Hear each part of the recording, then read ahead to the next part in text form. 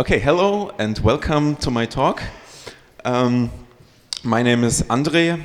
I'm from Germany originally, but I'm doing my PhD in Switzerland at the University of Zurich at the moment on languages of northern Burma, like Southeast Asia, and you will see a little bit of that in my talk today. So, the title of my talk is, so you want to learn a minority language with very little resources? No problem. And yeah, I'm happy that so many people here arrived today. I made a little questionnaire. So first, what minority languages do I speak? Of course, I also speak like English and Esperanto and then Chinese, but I mean, really small languages that are not very known to others. Like I'm the only person at the conference who speaks Jingpo, and I think the only person who speaks Shan.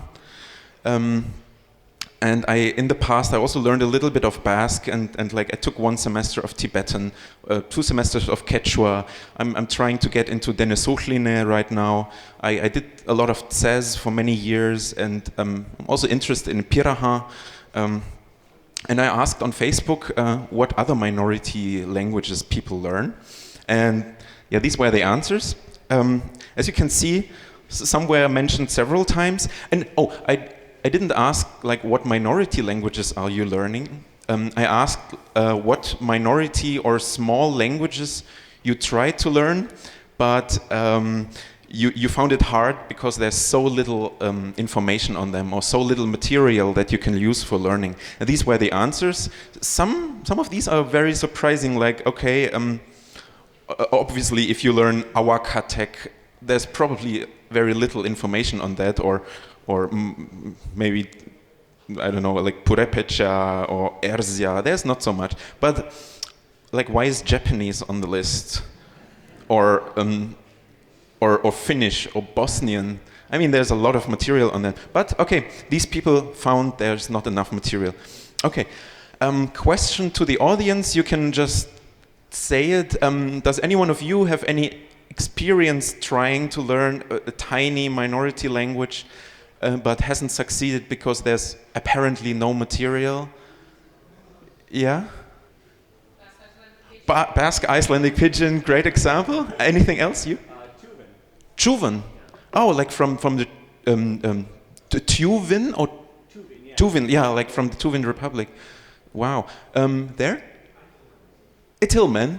Wow, there's a great German grammar from Wovin and Gregor or something. There's a German language grammar for Itilmen, the best language, by the way. Word for a friend is like a schlaps or something. I forgot. Ipsch, mother. Yeah. Trukis, oh yeah, Trukis, I can imagine. There? Santali. Oh wow, Santali. Yeah, I have no idea how much material is there for it, yeah. Interlingua. Well, yeah, I guess there's not so much material, but on the other hand, you don't need so much for that. And there? Finnish. I would imagine there's a lot of material for Finnish, but I haven't tried learning it myself, so I don't know. Okay. There? Samaritan. Oh, wow. The old language related to Hebrew and Phoenician, right? Ah, okay. Okay, and another one? Faroese. Yeah. Oh, yeah, I imagine. Okay, that's enough for now. Sorry. Let's see what we can do about that. I will not address the single languages. I will not exactly tell you how to learn Trukis, but I will give you some help what you can do. So, for example, why, in the first place, why learn a minority language? I don't think I have to spend too much time on that. We are, like all fans of small languages, I think. Very interesting statistics. 94% of the languages in the world are spoken by less than 1 million people. I'm actually surprised by that. And I wonder if I had miscalculated that. Half of the languages are in the world, like there's 7,000 languages, half of them are spoken by less than 10,000 people. So actually, if people tell you like Esperanto, nobody speaks that anymore. Yeah, nobody speaks any of these languages. Almost a third of the languages in the world are spoken by less than 1,000 people. Okay. yeah, of course you get better cultural insight. You get away from mainstream, like everyone speaks Italian and Spanish and Russian. Well, but nobody speaks Jingpo, right? That's cool. Also, niche work potential. So if you are fluent in a very small language, maybe you have a chance to work for that language. If you learn Albanian, not many people learn that, so maybe you can become a translator for that language, like from Albanian to your mother tongue. Yeah, and the main reason to learn any language, because they are there. Okay. Some of the problems with small languages, as I said, it's difficult to learn them because there are hardly any courses. There's probably no Italman course in your town, no Truckese course books in the local bookshops, maybe no native speakers of Samaritan in your area, hardly any books available in Jingpo and so on. No Duolingo course. Yeah. I think there's not even a Duolingo course on Finnish yet. And often, like you want to exchange with other people who learn this language, right? And there are often very few people who learn this language. We have to talk about Italman later. Okay. Yeah, fear not. There's always the internet. As you know, all kinds of information are found on the internet. Also about minority languages and in minority languages. There's linguistic material, which I will mostly talk about. There's eBay, Amazon, and BookLooker. I think you already looked there to find books on these languages, but I just thought I need to mention that if you don't find them in the local bookshops, maybe you can order them. Local libraries, with that I mostly mean university libraries. Maybe somewhere near your place there's a university where people can study linguistics, or maybe like sometimes you have something like studies of minorities of South America or something like that. They might have these books that you could use. You could go there and copy them, something like that. There are, of course, people online, so you can try to find native speakers in these languages. You can try to find apps. Sometimes you're lucky and there suddenly is an app for Italman, or so. I don't think there is, but there are sometimes surprising apps. YouTube is a good source sometimes. I will show you why. And what I really like is to create my own material. So all of this is more or less the content of my talk. So let's just pick a completely random example from northern Burma. A language, let's say we want to learn Lanvo. Lanvo is a language, it's also called Maru, is a language spoken here in the north of Burma. I picked it because I didn't really try learning this language, but I did research on this language, and for that I also tried to find all the material I can find about this language. So I take this as an example. So I'm biased. Could have taken Ainu or something. Okay. So Lanvo is a Sino-Tibetan language, which means it's very distantly related to Chinese, quite distantly related to Tibetan. It's a Lolo-Burmese family, so it's related a little bit to Hani and also to Burmese, to some other languages in the area, Lahu, Lisu, if you have ever heard of them. I is also closely related, spoken by 100,000 people in Myanmar and also across the border in China. It's hardly ever written. I guess probably less than 10% of the people can actually write their language. Some of them can read it. They use the Latin script if they ever write it, and it has 3 tones, like high, mid, and low, if I remember correctly. Yeah. Okay. Usually, to speak with other people or to write, people use either Burmese or Jingpo, which is like so Burmese is the main language of Burma, of Myanmar itself, and Jingpo is the main language of the Kachin state up here. So many people here in this area speak Jingpo with each other. Okay, let's say we want to learn this language. Obviously, if you go to your local bookshop and ask for Lanvo book, loan what? No, they will not give you anything. Okay, the first thing you do is probably and a little bit of the bottom is missing, but no problem. The first thing you try and do is go to Wikipedia, of course. You look if there's anything online on that. So yes, there's an article in the English Wikipedia, but it's super short. There's just the information that it's a language spoken in Myanmar and China, what language family it is, how many speakers, and then there's like what dialects there are, but no information on the language itself. So this doesn't help you at all. So yeah, Wikipedia doesn't help. Oh wait, 1 second. I think this might help. Okay, so what you do, you create a folder on your computer with the name of the language, just to collect all the material that you can find. All the material, everything. So we go back to Wikipedia, and we look down here in these sections. You have references, further readings, and external links. And this is a bad example because there are no PDF links here. But maybe for another language there are some PDF links. Just download everything that you can find. Visit all the pages, go there, try to download the websites maybe if you want, or just save the links, save everything. We will need these things later. So you create this, throw it in there. Also Google for other names. For example, Longwo isn't only known as Longwo, it's known as Longwo, Longwo, Mju, Langsuyu, and Longwo. So it's a great idea to also Google these other things to try to find material on those languages. Yeah. And then a great website to have a start of a bibliography for your language is Glottolog. Actually, the easiest thing to go there is to go back to Wikipedia, and you see here there is a link to the ethnologue with the 3-letter code, and below there's a 4-letter, 4-number code, the Glotto code. And that brings you to a website, which I have here. This is not live, it's prepared. Okay, so it brings you to a website where you find not only the location of the language, but also a lot of links to, no, not actually links, just references. So you cannot download anything here, but you have the names. You know that a guy named F.V. Clerk in 1911 wrote a manual of the Longwo or Mju language.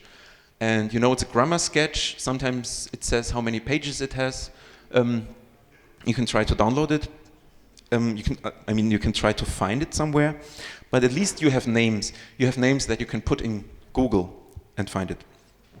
So, question now: where to find all these PDF files? There are a lot of academic websites. For example, these are maybe not as familiar to you as they are for people who study something scientific at the university, like me as a linguist. So there's Google Scholar. You just Google for Google Scholar, and then you can enter Longwo, and then you might find something. There's academia.edu, researchgate.net, jstore.org, b-ok.org. This is a very nice website. There's another website, what is it called? Libgen. You also find a lot of stuff there. Or you can go to the homepage or the institute website of the author and try to see if they have uploaded their material online. So, well, probably not the guy from 1911, but you saw there were other people from like 2007 or something. They might have a website with all their stuff on it, if you're lucky. Or, well, you go to the Russian websites and try your luck there. So, let's see. Google Scholar just looks like Google more or less. You can look for Longwo, and if you're lucky, you find something. In this case, we are like moderately lucky because we find a lot of hits. 74 hits. Okay, that's great. Did you mean Lenovo? No. But, right. It's like Googling for Italman. Do you mean Italian? No. Okay. Great thing is when there's a link to a PDF. So this one a tentative etymological word list of Longhua Meru language you can immediately download there for free. For the other things, you might have to click the link. Maybe there's a download hidden somewhere. Some of the stuff is apparently in Japanese. Ronwogo gaira shakuyogo. Okay, something like that. Another website was academia.edu. Usually they don't have so much, but you might be lucky and find something that's not on Google Scholar. So here I tried looking for Longhua. There are 3 files on the composition of noun phrases in Longhua.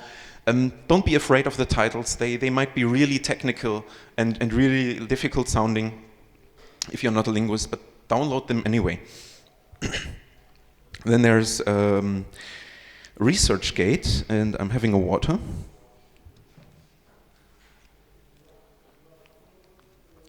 Okay. ResearchGate. That's basically the same as the other 2 pages. You might be lucky and find some stuff there. So Hideo Sawada, he has some articles here as well. Well, full text requested. I think I haven't gotten it yet. No, actually I have, but I found it somewhere else. But this one is full text available. So here you can go. You don't need to be, I'm not sure if you have to be a member of the page, but you can easily join and then you can download the text. So, where else? Oh, JSTOR. I think for JSTOR to access the stuff there, you have to be a member of the university. Maybe you are, even if you study something completely different. If you have access like from the central library or the Edu Rome thing, you might be able to download it. I looked for Longhua originally, but this page doesn't have anything on Longhua. But it could have, it might have. This is bok.org.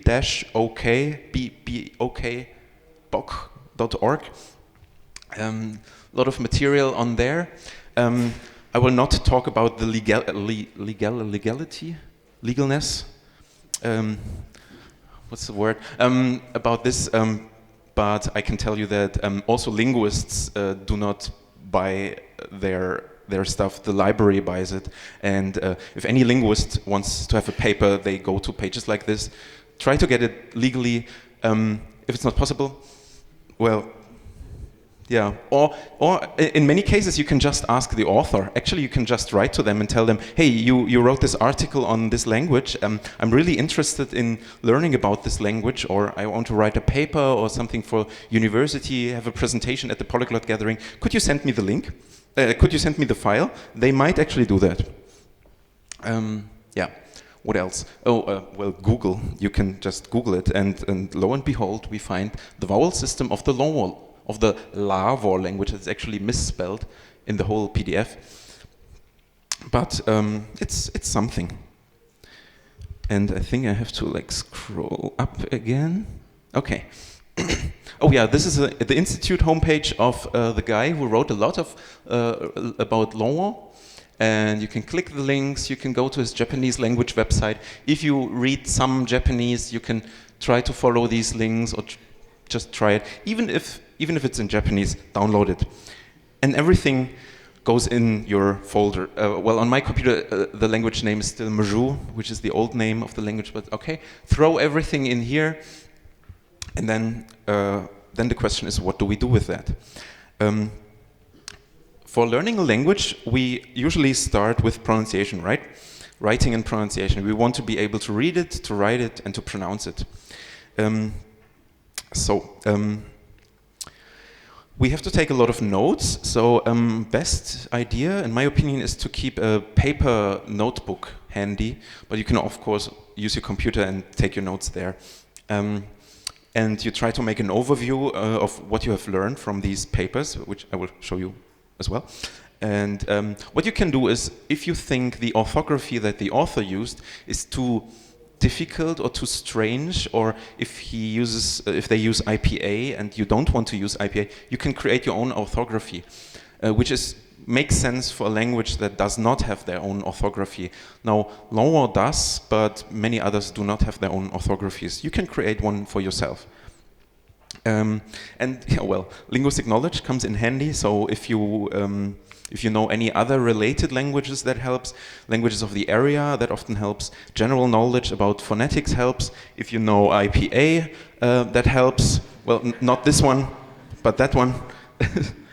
Scroll a little bit. Yeah. So you recognize this, of course, the IPA charts, like consonants, vowels, tones might be handy for languages in Asia. And this is part of a source. I forgot which one, but something about the phonology of Longhua. He describes, there's a velar nasal. You see this sound, you see the description, and if you have some basic linguistic knowledge, you know what it means. Like you don't actually need to hear this word. He also describes the capital F, L, and H means falling, low, and high. So I, fish, and five is ngo, ngo, ngo. Just like in Hani, I guess, but with an O. So you don't actually need sound files if you can read this. Like if you can read this, you know that this is a Gaon branch. And then you probably still want to know how it sounds in reality. And then YouTube is your website of choice. In YouTube, you find a lot of karaoke videos. You find the Jesus video, and I will show you what that is. And maybe even some stuff about the language. Like I recently Googled Jingpo, and I found that, someone is giving a course on Jingpo on on YouTube. That's very interesting. And there's something called the Online Bible. I'm not sure if it's really an Icelandic website or just ends in is, but it's really cool. I'm not religious at all, and you also don't have to be, but these are really great sources to just hear the language and maybe practice speaking or hearing or listening. So you go to YouTube, you look for Longhua karaoke or Longhua song or something like that, and you find songs. So these are actually like moving, and you have the subtitles here, mitku, mitku, mitku, yowa, and so on. So you can listen, you can read, maybe you can take a guess on what it means, usually something about love. Other videos which are like cheesy and funny, but still you can find it. Subtitles are there. They mark the tones with these, like the two dots, like is a mid-tone, this is a high tone, nothing means low tone, and so on. It's very funny. Jesus video, or the Jesus film, does not have subtitles, but they have it in like all the languages.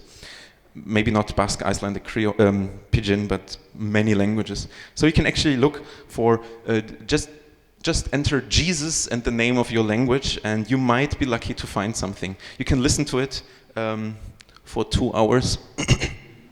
It's interesting, actually, it's funny.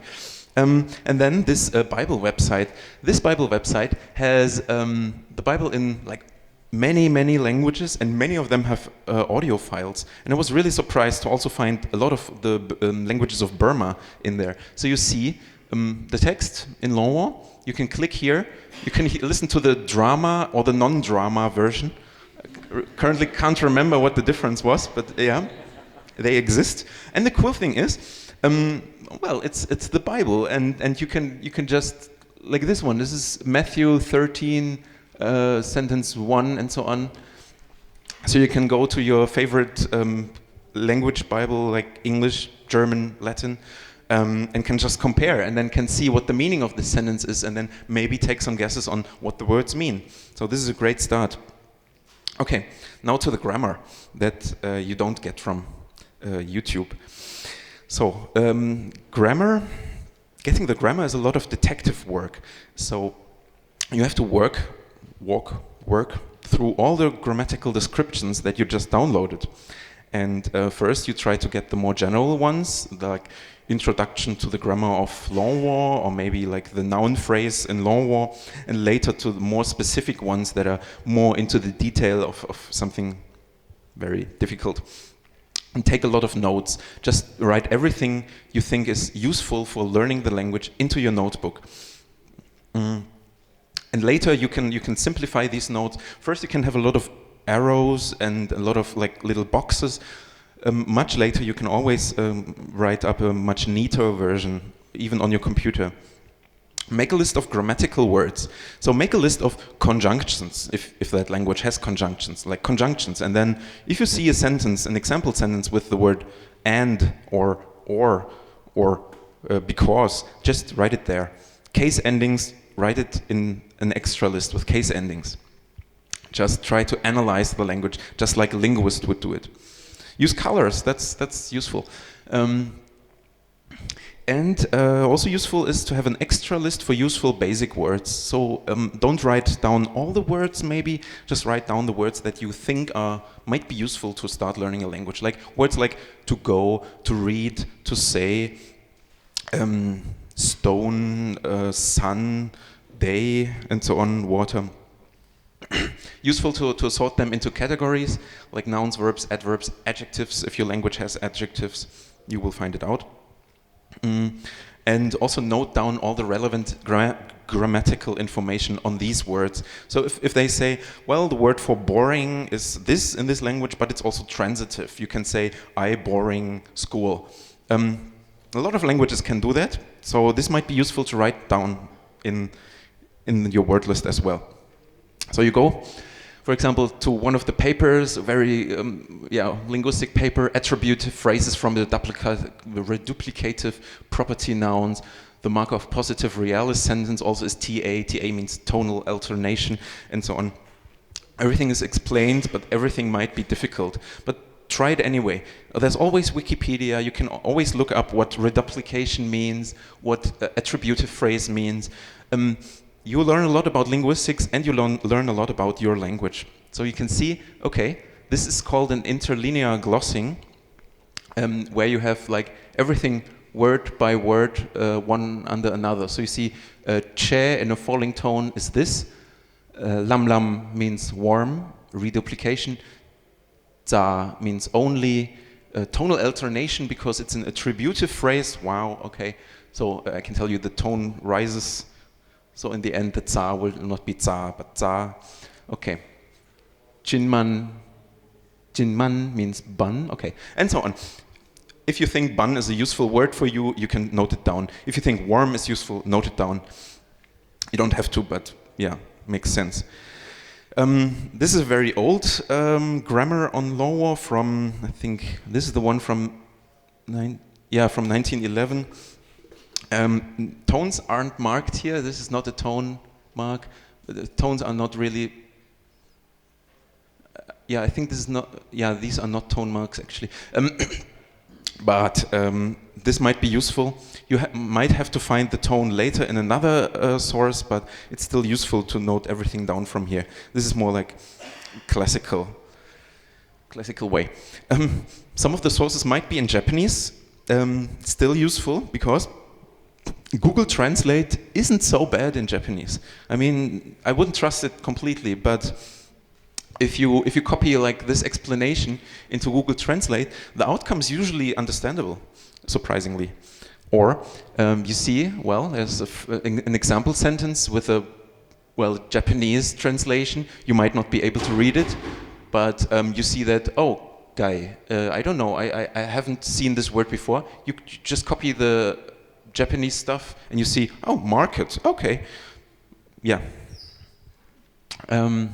Or this one means like tomorrow or something like that. So you can get a lot of information from these things as well. Just try it.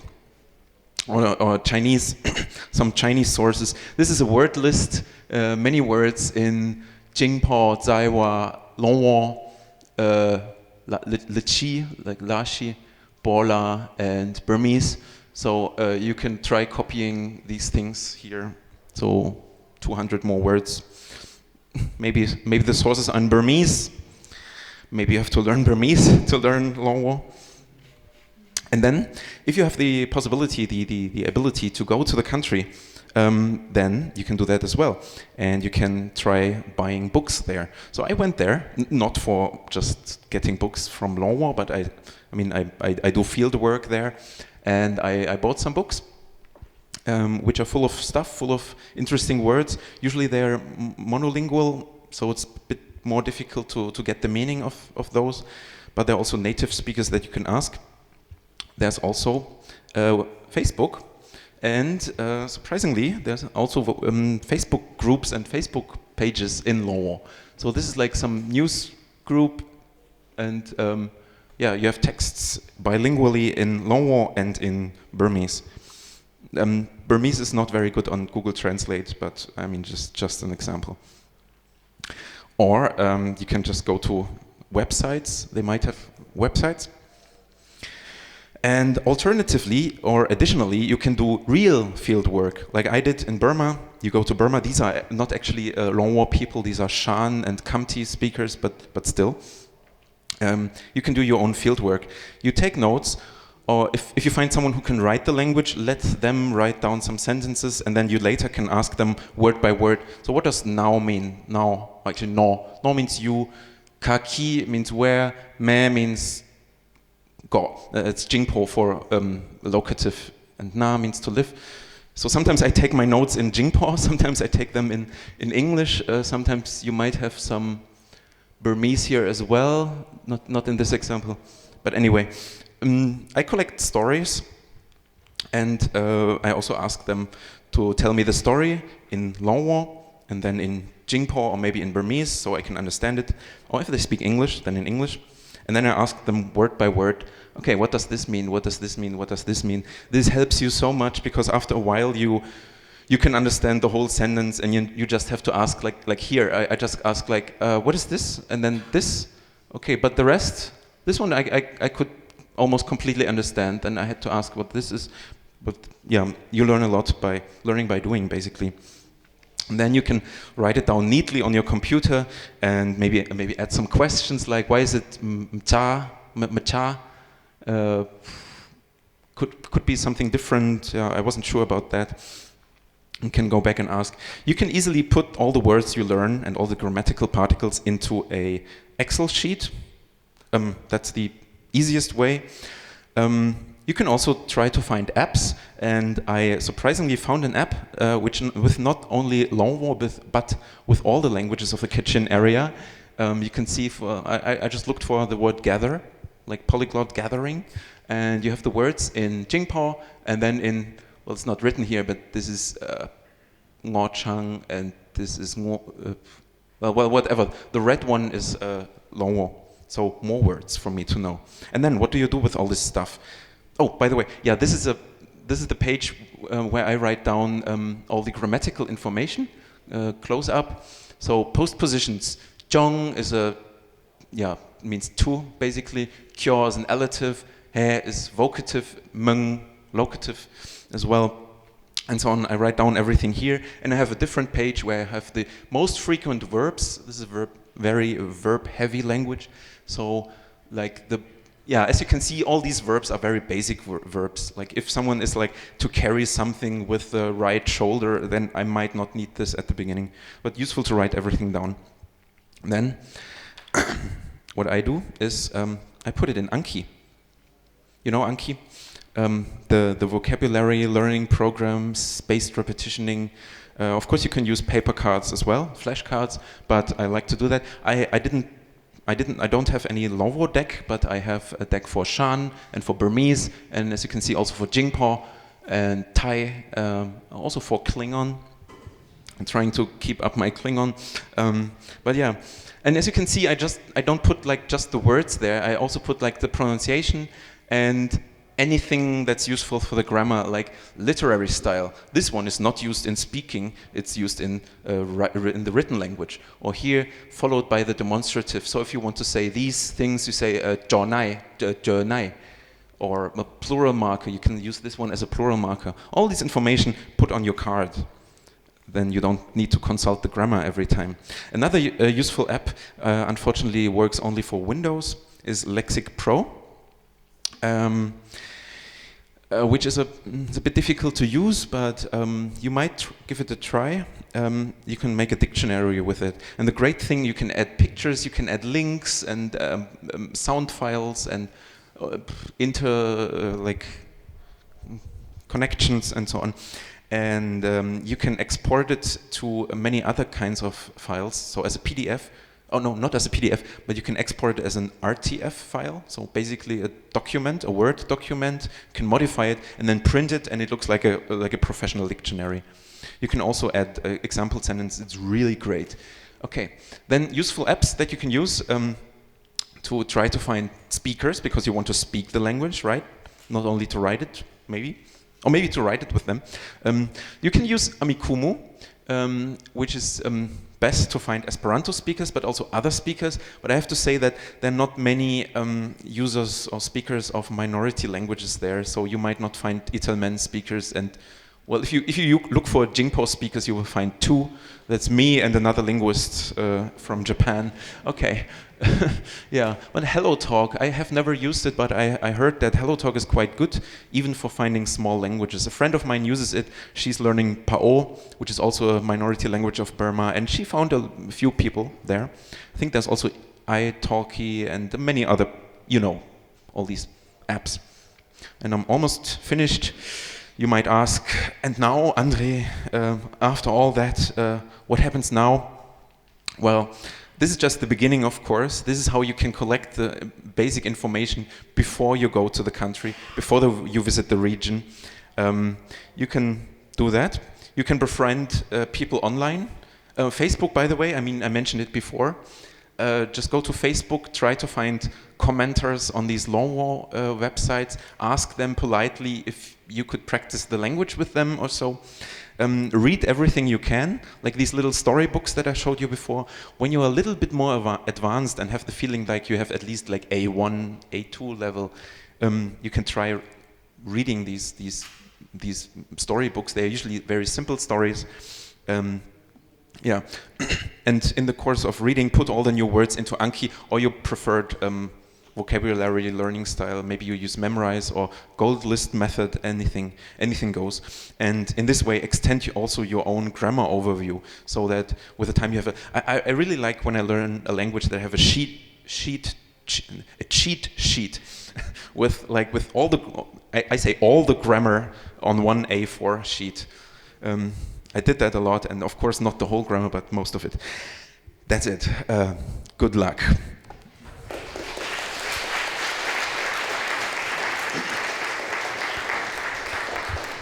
Thank you very much. I've got some questions from Slido. There's also lots of good suggestions on Slido, so they will disappear at 5 minutes to 6.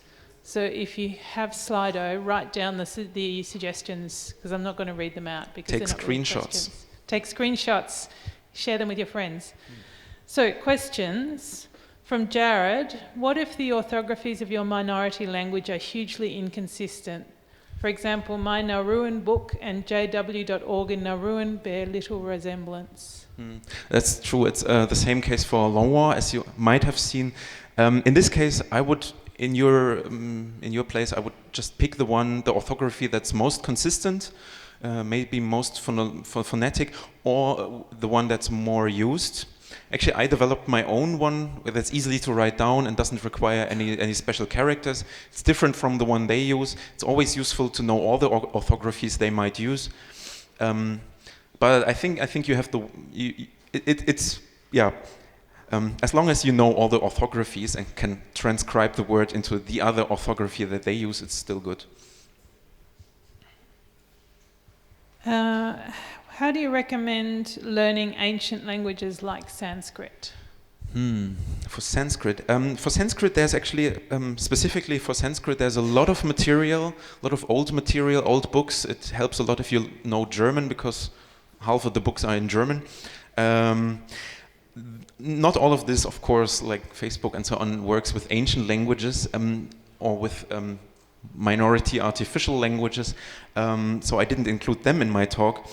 But you can do it in a similar way. You can grab all the linguistic material on Sanskrit or on Sumerian, on whatever, and then try to get some stories, in that case probably inscriptions or so, and do the same thing.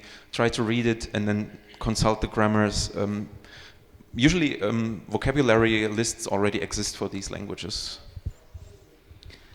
Have you read The Little Prince in any minority languages? Oh. That seems to be the most popular after the Bible. It's interesting, yeah. I have the Little Prince. I have read it definitely in German, I think. Well, I have it at home in French, in German, in Vietnamese, and in Klingon. I will definitely read it in Klingon someday. It's new, and I haven't had the time yet. There's no Jingpo translation and no Longwo translation, but I would love it. So the answer is still no, not much. What do you mean by creating your own orthography? All right, I think the question might already be answered, but let's go back a few slides. So as you could see here, they use this funny orthography with all the strange marks, like Weimar. They have this mark on the top, and then the colon, and these are tones. And also AO is pronounced on, longwo. I think this is a very inconsistent, a very strange orthography. So I didn't like it very much. I learned to read it. I can read it fine. It's no problem, but it's not how I keep the material for myself. Some people can write it in this way. And here I also write it down for the people to see what I'm actually writing. But when I take notes on my own, yeah, this is a good example. So here is the orthography that the people use.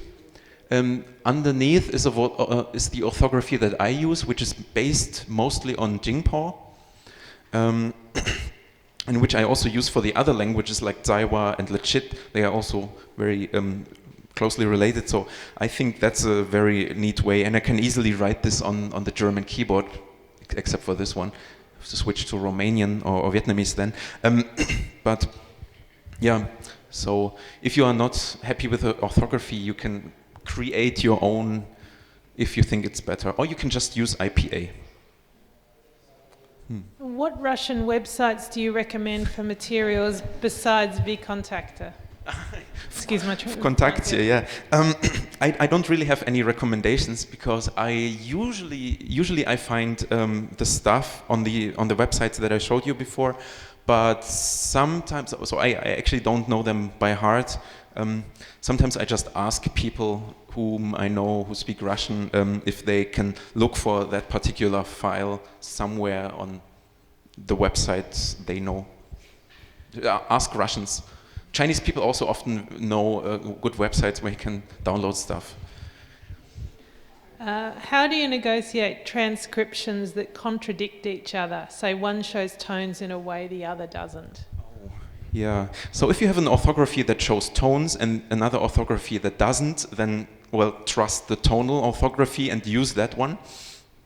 But if you have orthographies that really contradict each other, where you say, these are different words, or these are actually very different, I think I have that for the Chinese, here, these, I thought like, wow, a great source of words. I put them into my list in IPA and then transcribed them, and I noticed, oh damn, it's a different dialect. They use the Longwo language spoken in China, and I use the one spoken in Myanmar, and they are like slightly different.